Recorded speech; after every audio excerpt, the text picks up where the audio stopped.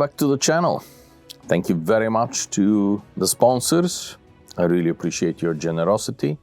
And as always, these videos are for you mostly. Thank you so much for watching. Thank you so much for your support and for your encouragement. We're continuing our voyage through David Steele's book. Today, I would like to talk a little bit about a merchant vessel, actually, about East Indiamen. This is an interesting topic. The East Indiamen were by far the largest merchant vessels in the age of sail. It is understandable why. They had the longest distance to travel. They had to be self-sufficient over these huge distances. They were crossing very dangerous waters from navigational point of view, but also from a pirate point of view. Some things have not changed for those waters. And when we speak of Indiamen, we should be aware that there were two completely different approaches. There was the Dutch approach and there was the English. The Dutch East India Company, for example, owned its own shipyards. And until the end of the 18th century, when it went bankrupt, just about the time of the French Revolutionary War, or slightly ahead of it, up to that point they were building their own ships in their own shipyards. The English East India Company, or British subsequently East India Company, had a completely different approach. Early in the 17th century, they experimented with their own shipyards, but throughout the history of the company, they preferred to purchase the vessels from private shipbuilders. And of course, the River Thames was chock full of private yards up and down it. Many of these yards were large enough to construct men of war for the Royal Navy eventually, especially in later times, but the two major shipbuilding projects in the end of the 17th century. Also, some of the vessels had to be built in private yards because there simply was not enough capacity in the royal dockyards. The only type of vessel that was never contracted out to a private yard were the three-deckers. They just were way too massive, way too expensive, way too important units to entrust to people driven mostly by profit. So returning to the approaches to Indiamen, just as with other types of ships, they of course developed over the ages. For the Indiamen, it was important to look formidable, to look dangerous, and to look like a vessel that you don't want to attack. And mostly they were successful in this. There aren't that many Indiamen that were captured in comparison with how many made the voyage, the round-trip voyage. But the voyage was dangerous, and it took toll both on the ships and on the people through shipwreck, through enemy action, and other acts of God. When I say that these were the largest vessels, they actually compared in size rather favorably to a third-rate man of war. They could displace as much, they had a burden of all the way up to 1,500 tons, which is the tonnage of the common class 74 by the mid-18th century. So these are formidable vessels. From a distance, they could easily be mistaken for warships. The company, John Company, prided itself on running their vessels on naval principles, with disciplined crews, etc. It was only on closer contact that you could recognize that these vessels actually are not warships, no matter how much they masquerade like a warship. And that was beginning clear because of the small crews, and because significant numbers of the crews were actually Lascaris rather than Europeans, since they were easier to find, more numerous, perfectly fine seamen. Where they sometimes may have come short was in handling the extremely heavy artillery. Such a vessel was usually armed with 18-pounders and could carry anything in the 20 to 30 or sometimes even more guns of artillery. Again, the idea was not so much that they will be an efficient warship in time of war, but that they will look formidable enough for the enemy not to even attempt it. Otherwise, they would have never made efficient warships because of the small crews, because of the smaller caliber weaponry that they were carrying, but also because they were chock full of commercial goods, passengers, including wives, children, and other unnecessary luggage of high-ranking officials in the company, the soldiers of the company, etc. So when you have that many people aboard the decks, of course you cannot fight them efficiently. Having said this, let us remember that there was at least one instance in which a squadron of Indiamen managed to fight off, or rather to dissuade, an entire French naval squadron from attacking them. I am referring, of course, to the action of Monsieur Lenoir, a perfectly capable French commander who had done rather well in the Mediterranean, who after all had captured no lesser men than Thomas Cochrane himself.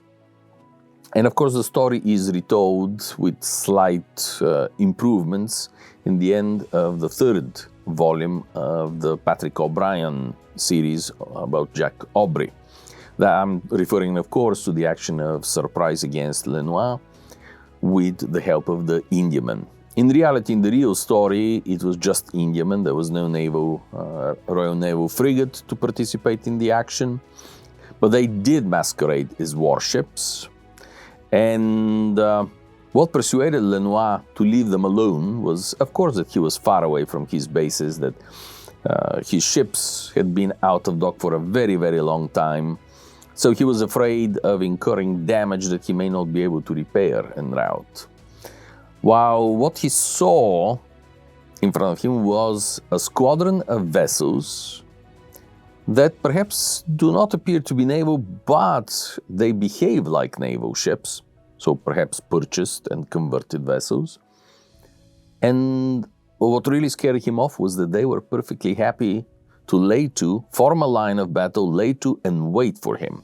Up to that point, he had hoped that if these are really merchant vessels, surely to God they will use the night to try to escape him. But as dawn broke on the following day, there they were, to leeward of him, in a formed perfect line of battle, waiting for him to action. So that is what persuaded Lenoir that actually he is about to bite more than he can chew. And he left them in peace, thus losing the largest prize in the world that would have set him up for the rest of his days, him and his crews. Assuming, of course, that they could have broken through the blockade and made it into France. So, the East Indiaman is indeed a formidable vessel. They're built for comfort, not for speed. They're never going to outshine a frigate. They're never going to match a properly handled 74 or even a three-decker. But they did carry out an enormous wealth of money over the faces of the oceans for decades. And that is the story of the Indiaman. The difference between these and the Dutch, of course, as I already mentioned, is that the English ordered them and purchased them. The Dutch built their own.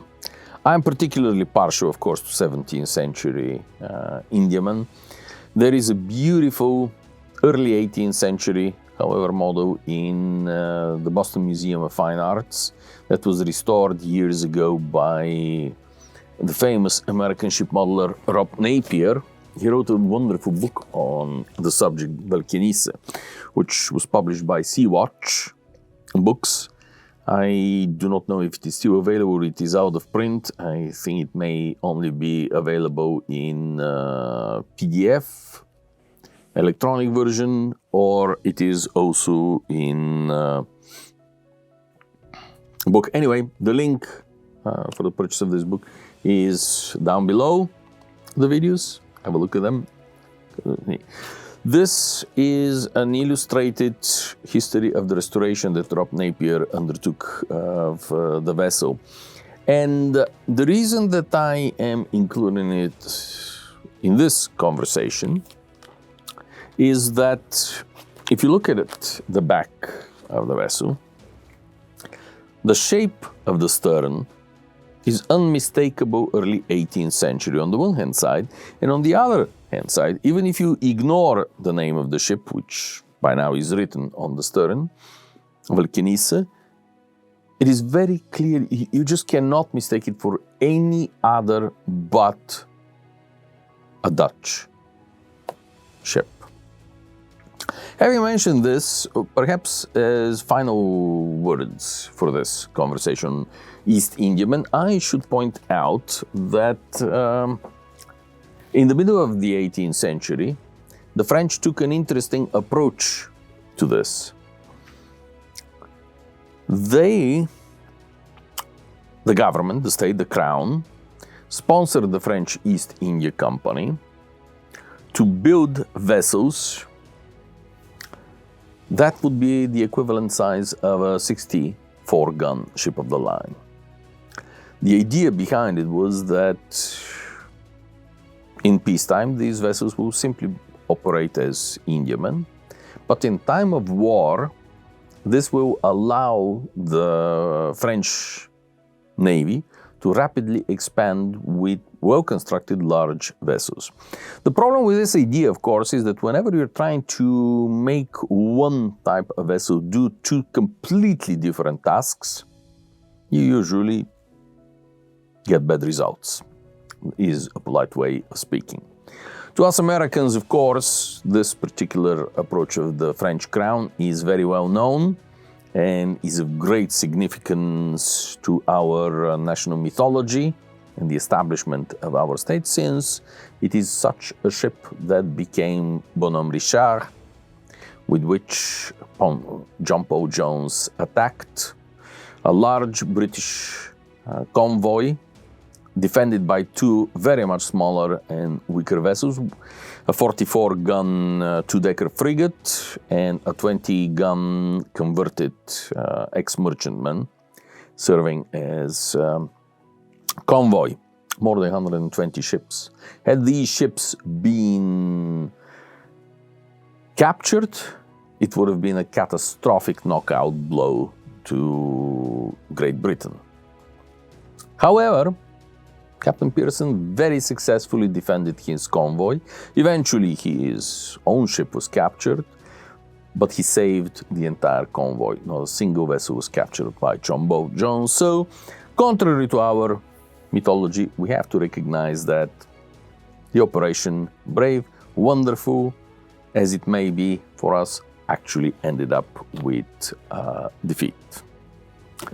And with this, I thank you very much. I wish you a most wonderful rest of the day, and I shall see you next time. Thank you so much. Thank you to the sponsors, and I truly appreciate your generosity. Goodbye.